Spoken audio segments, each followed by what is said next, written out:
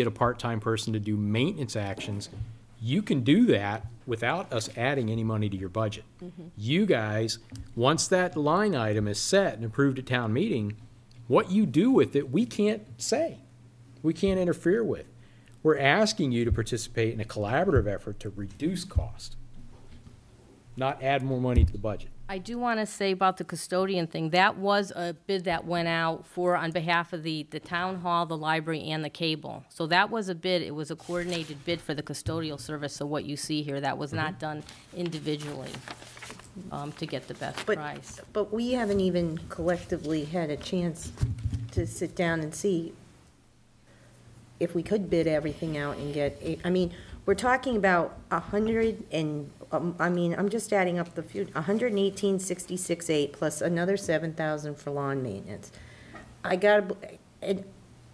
would look at, I mean, that's a big figure, in my opinion. And there's money in there that is in the school district budget that may become unnecessary at some point in the future, and they've indicated that it's their intent not to have it in their budget. But I think we've really made it, I think, 70,000. but I also think we've given Dave direction in the sense that we want to figure out how to consolidate and save money here. But we also realize there isn't the urgency of having to have it done by this round of figures, because we've been going through this around and around. So I would really like to make this as one of our collective areas as our next look at collaboration and try to get this down and get this done right and get it saved. But tonight, I mean, this was the information we requested. I appreciated that Dave got it here because it gets us started. But I have to agree with Brian and Mike. If you want the custodial person, I'm not going to recommend any additional monies to your budget. As a matter of fact, I don't even know if there might be cuts. We don't know what's coming down the pike because of the last direction of the last meeting. So you know, if you want to go find 18,000 in your budget, more power to you. Yeah, it's easy to say it's a bottom line budget, but we all know there's all fixed costs in there. There's all the building costs, there's electricity, there's heating, there's sewer. The reality is you have to pay those bills. I mean, you know, so it's easy to say find it in the budget. Like we talked about at one of the last meetings, we're already down based on, you know, some of the decisions to cut the budget already, as well as things that have happened since the budget was developed. Nobody's disputing that. Yeah. You know. No, but it's good to just bring it up for people who have missed the last meeting. No, but nobody's disputing that. I think if you look at the record on it, the library's done an outstanding job of keeping their cost under control. I think the town has done an outstanding job of keeping their cost under control. There are further things that need to be looked at. This is one of them. This is a simple exercise in looking at the consolidation of services to see if we can find a cost benefit to the taxpayers. This is taxpayer money. This isn't a revenue source from somewhere else that's paying for what's going on here. This is pure tax dollars. No, but like you said, though, if the position is that, we can't speak to what the school board is doing, but if it, you know, they look at it as a library position, maybe that position won't be funded, and you know, they get rid of that position at what they're paying, you know, 60,000 with benefits, and we hire someone at 18. It is a ultimate tax savings to the community. It could actually turn out to be exactly that. And then Kathy alluded to a further cut to something, but I appreciate if you keep in mind that we saved $12,000 on those two items we saved. We had the health insurance adjustment, and then we have the seminars and dues and tuition reimbursement. Okay, so some of with the person going to school, we are absorbing that, and then the $12,000 because of the health insurance increase. We know that. Yeah. But I think that, I mean, Dave doesn't like to hear this, and Dave and I have this kind of conversation, maybe either formally or informally, every year. Dave doesn't like us waiting until the last meeting before we're done. Dave would like us to be done now.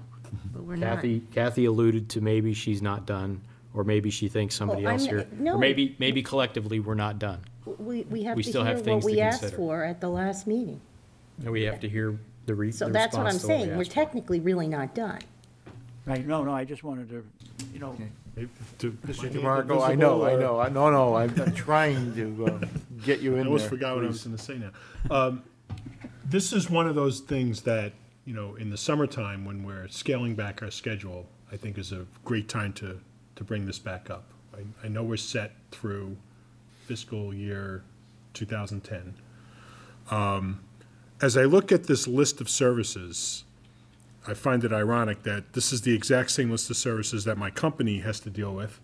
And since we don't have a full-time facilities director, or our facilities director is actually in Vermont, a lot of these things, like coordinating them, falls on me. Even though I'm the IT director, somehow I have to deal with some of these items. Go figure.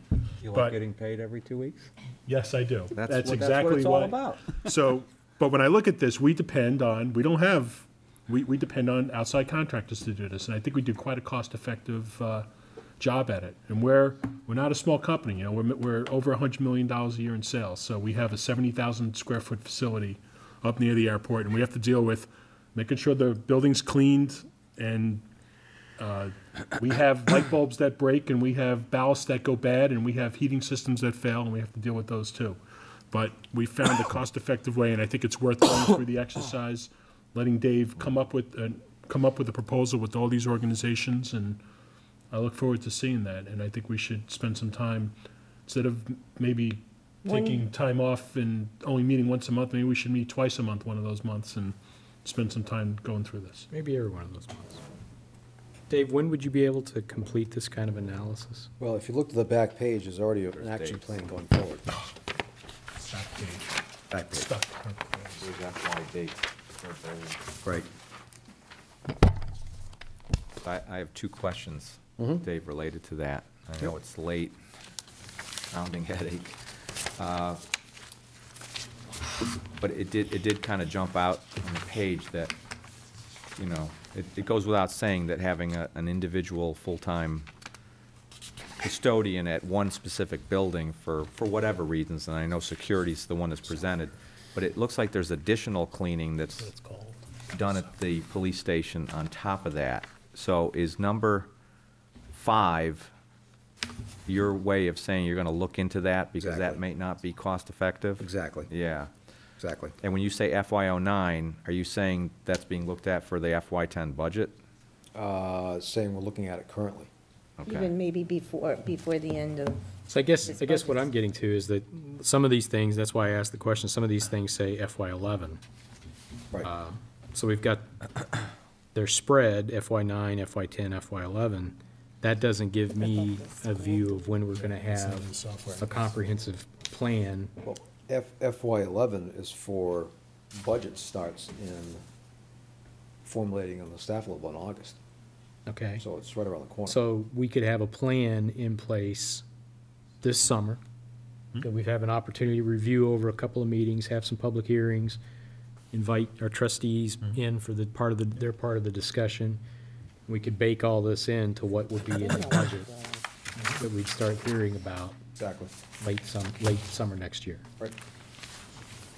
Okay. And as an example. I'm gonna make a note of that. It's fine. I mean, we've been collaborating with the school district on maintenance items in this facility since we moved here 4 Yep. years ago. And so it's just a question of putting it in writing and keep doing what we're doing.